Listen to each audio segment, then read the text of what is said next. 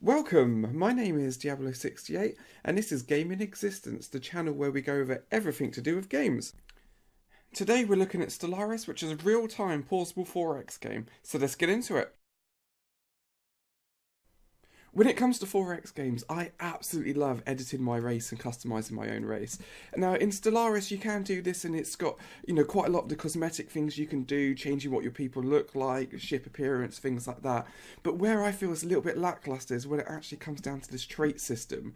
You get a few pluses, a few minuses that you can add on. It doesn't really give you a huge range to go through. I never feel like adding these pluses and minuses is going to make a huge difference to the actual way I'm going to play the game.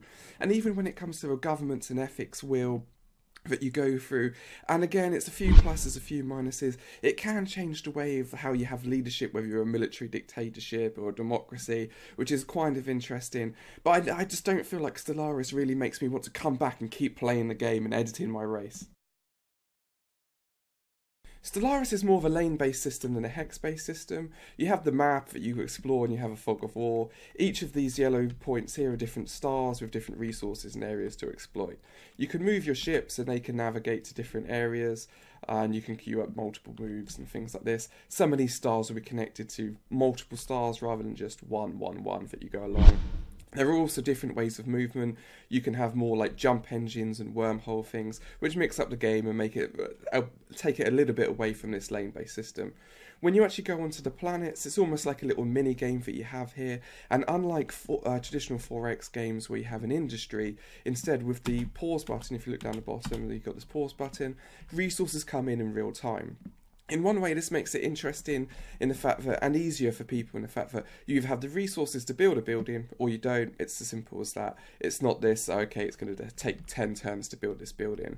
But it can add to the micromanagement in the fact that if you don't have the resources, you can't queue up 10, 15, 20 turns worth of buildings. So you have to keep going back to the planets to build things on there, which can be a little bit annoying. Also, all of these buildings, they upgrade as you go through the tech tree. You get hydroponics farm level 2, level 3, level 4, and you can't queue up those upgrades as well.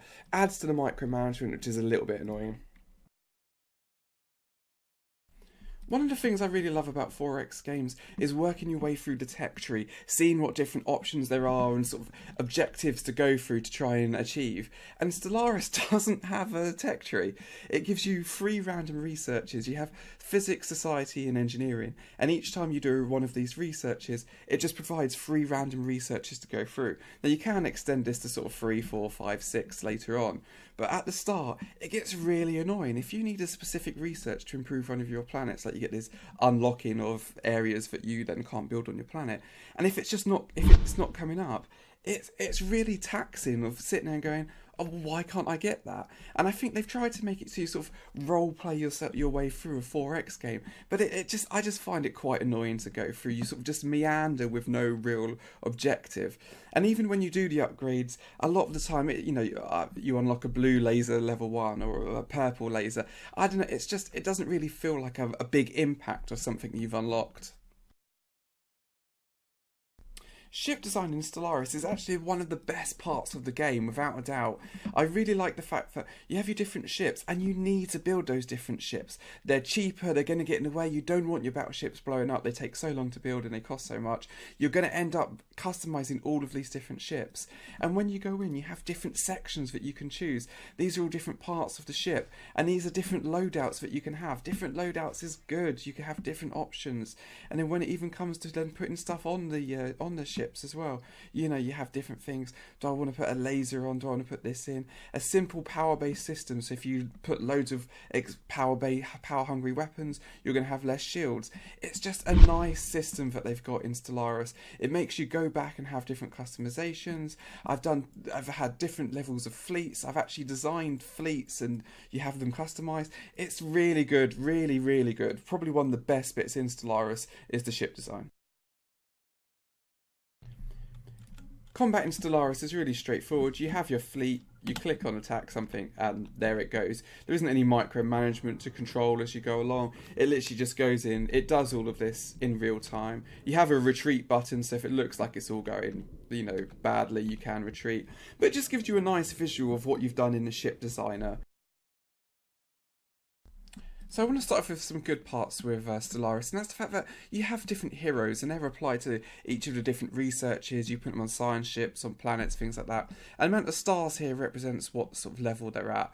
And you can see, like, this guy's giving me research plus 10%, whereas this guy's only giving me research plus 6%. And it's quite a cool thing you have. It's a bit of a shame you can't go through a tech tree that you then choose what levels ups they get. But it also gets a little bit annoying when they die of old age, which it kind of adds to the role playing a bit, but it gets a little bit annoying when you then have to sort of re-recruit a load of people, and they cost influence to get, and influence is quite hard to get, and you want to use it with different things, which I'll go into in a longer video after this. And the ship combat is really good. One of the things which is really annoying though is the fact that when you start getting near the end of the game, look at this, it just becomes sort of a micromanagement nightmare. And how you've got the sort of the planet system, it almost feels like a little mini game that you have at the start of the game. So then they have to resolve this by handing over sectors to the computer. Basically, you give over control of different things, of different areas that the computer controls, and it just doesn't quite work. It's a workaround that they realise that the end of the game just wouldn't work if you didn't have this. But for me, the sectors just, you don't quite get to use it how you want to it, and I will go into a lot more detail about this in a different video about why I don't really quite like the sectors. Also, another thing is that when you go to war with people, it just doesn't really work. You go to war, and they've made it far too complicated. You have war demands, and you put in different things of seeding planets, and you can only do a certain amount, and so it just, not like 4X games where you just go in and, oh, I'm going to annihilate all your planets, and now I've taken them, and then if you do take their planets, you then have like rebellions, and it's just far too complicated than what it needs to be.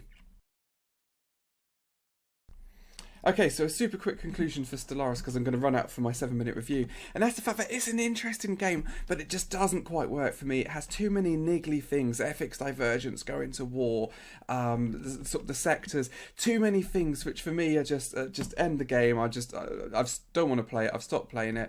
It does have moments of brilliance. The ship designer, sort of using your science vessels at the start. It's worth picking up if you see it go on cheap, just to get an idea for it. And I have high hopes for a Stellaris 2, but for me, not too sure about this game. I hope you enjoyed the video. If you want to see similar videos, then feel free to click on the links on the screen at the moment, including the review extra for Stellaris, which goes into a lot more details, so if you're still on the fence, definitely give that one a watch. If you want to see more videos like this in the future and be notified about them, feel free to click the subscribe button.